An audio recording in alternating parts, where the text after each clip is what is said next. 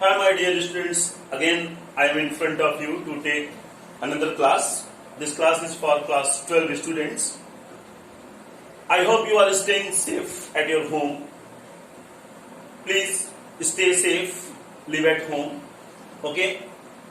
Today we are going to discuss about the female reproductive system of a flower. As you know, in the flower, this is the female reproductive part.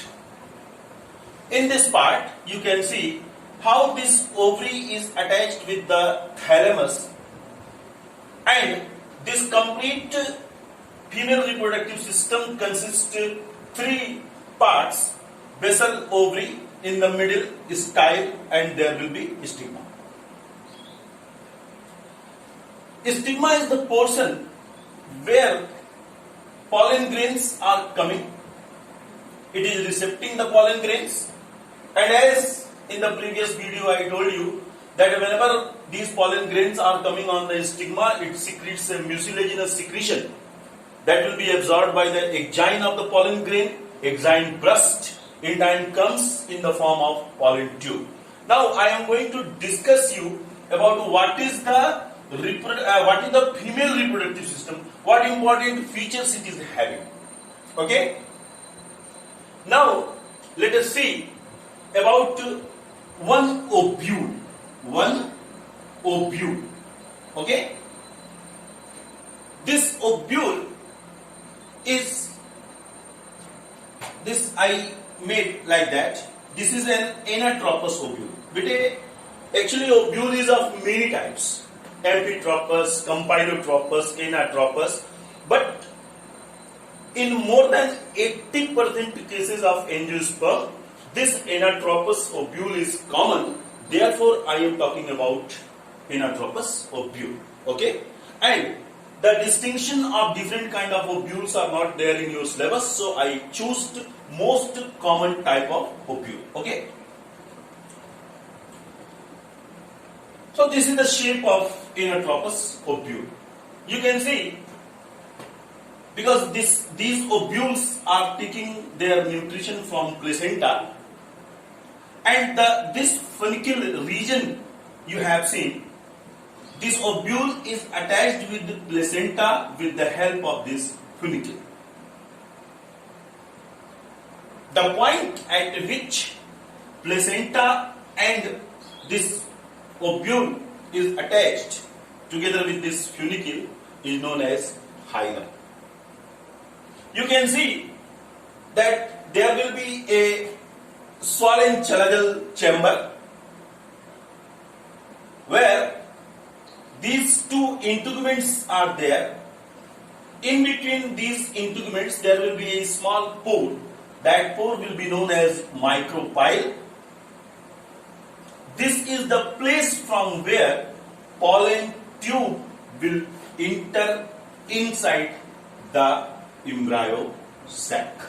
Inside the embryo sac. Done? Okay. Now we are going to discuss about some of the things. As you have seen all these structures, we are now going to discuss about the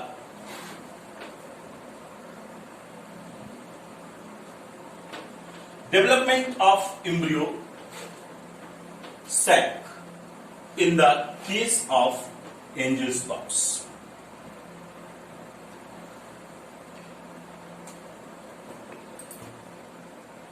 At the nucellus, there will be few cells, though they are known as MMC. It means megaspore mother cells. They are present where? At the nucellus. These megaspore mother cells are diploid in nature, and by meiosis they are forming four cells. So now embryo sac became a 4 4-celled structure. Now embryo became a 4-celled structure. If you see the diagram of an embryo sac, this diagram will be like this.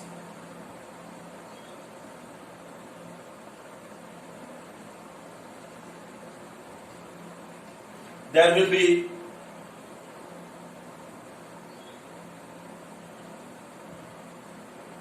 antipodal cells,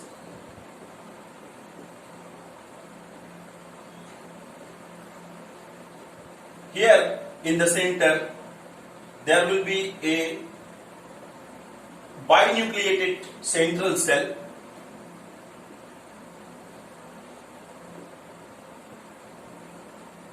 and here there will be two synergids and one egg cell. So this will be egg, and there will be two synergids. At the base of these synergids, you can see some dark color structures. This dark color structure is known as filiform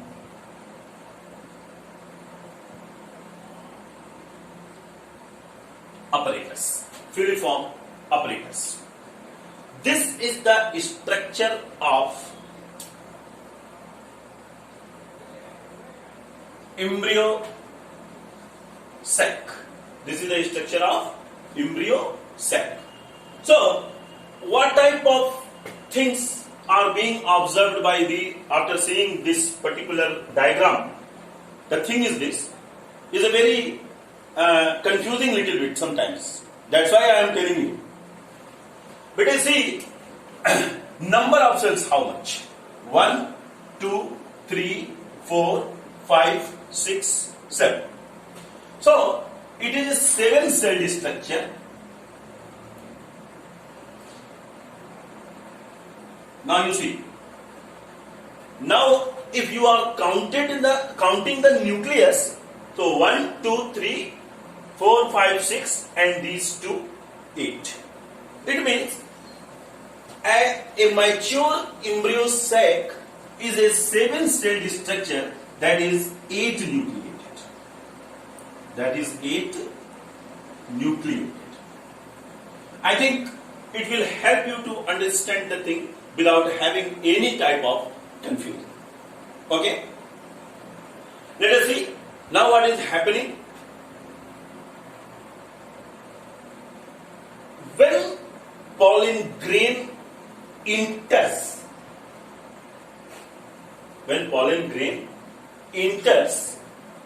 through stigma, it is coming to the style. The vegetative cell that is present inside the pollen tube will provide nutrition to two male gametes which are present in that pollen tube. And one more thing, it also provides a guideline to go towards the micropyle, because in more than 95% cases of angiosperms, pollen tube enters into embryo sac with the help of micropyle. It means they are coming through the micropylar int, and this is the micropylar int. So this will be the micropylar int.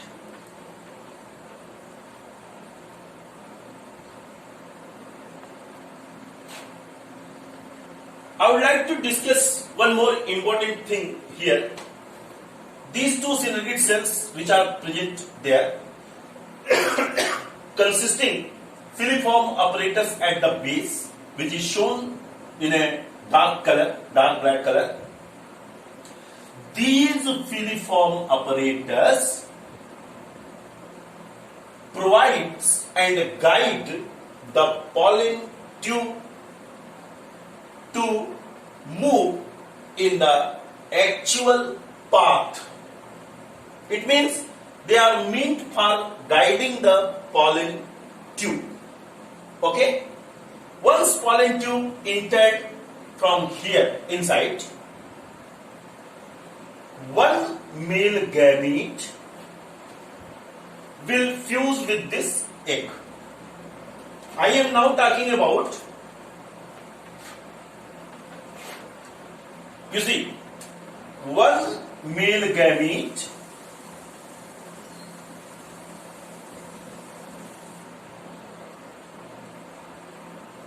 is fusing with egg.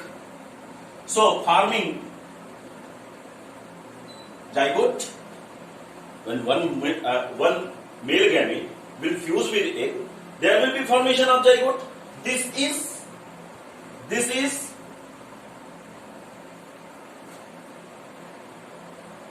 fertilization number 1. So first fertilization.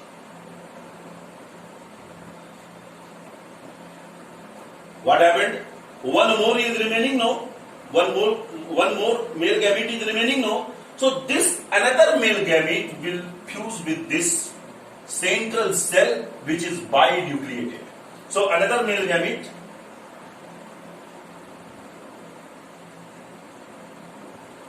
will fuse with central cell which is binucleated, and this became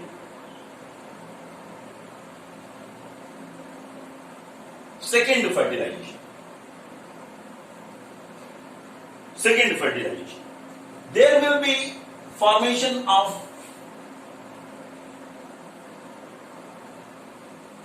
endosperm.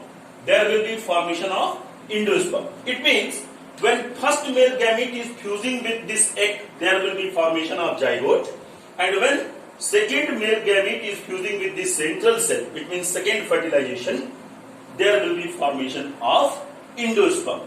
That's why the terms given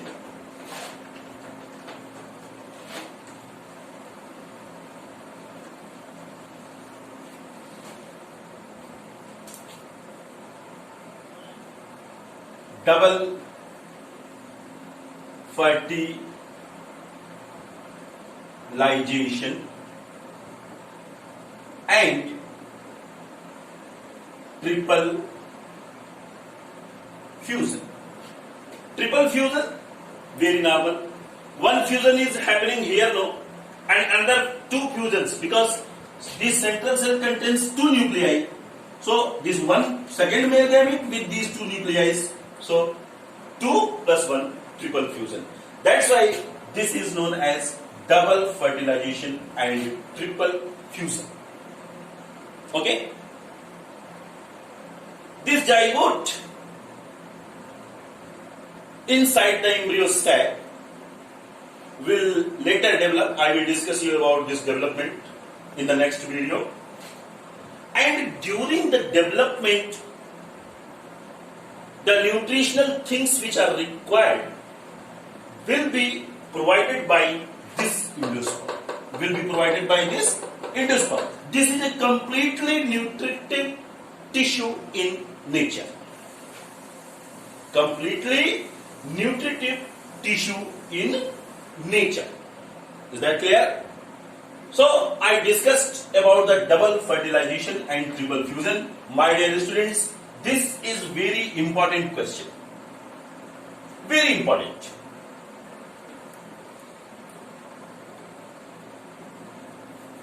It is being asked.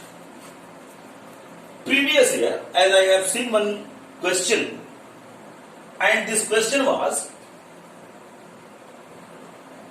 stamen pistil interaction. Just beside asking this double fertilization and triple fusion, they asked stamen pistil interaction.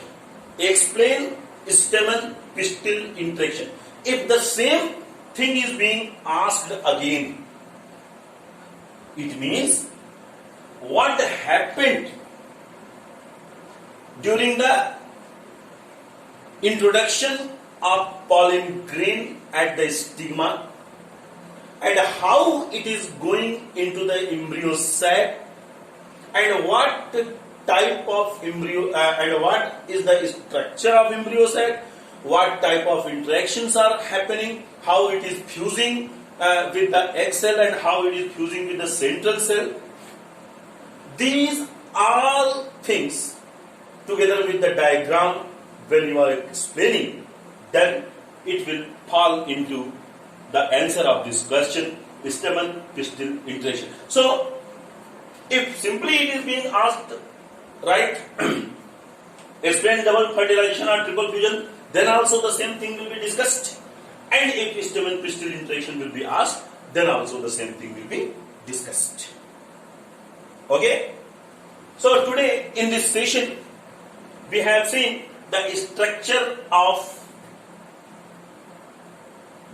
female gametophyte or female reproductive organ, the process of sexual reproduction in plants, and one more topic, type of pollination.